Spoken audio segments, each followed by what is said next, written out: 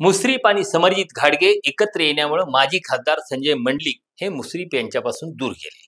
याआधी गोकुळमध्ये वीरेंद्र मंडलिक यांचा पराभव झाला होता।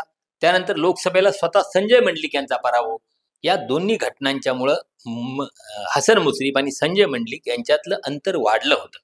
राज्य पातळीवर भाजपकडून एकनाथ शिंदे यांच्या शिवसेनेचं खच्चीकरण करण्याचे प्रयत्न सुरू आहेत।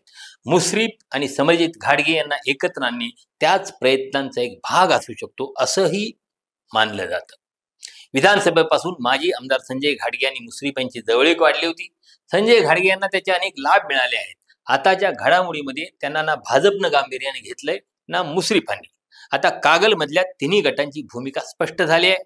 संजय घाटगे नाराज असल्याचं सांगण्यात येतं, पण आम्ही त्यांना सोबत घेऊ असा विश्वास मुश्रीफ यांनी व्यक्त केलाय। कागलच्या राजकारणात मंडलिक संजय घाटगे यांच्यात फारसं सौहार्द कधीच नव्हतं। संजय घाटगे यांचं पुढचं राजकारण कसं असेल हे सुद्धा आता बघावं लागणार। पूर्ण व्हिडिओ पाहण्यासाठी महाराष्ट्र दिनमानच्या YouTube चॅनेलला व्हिजिट करा।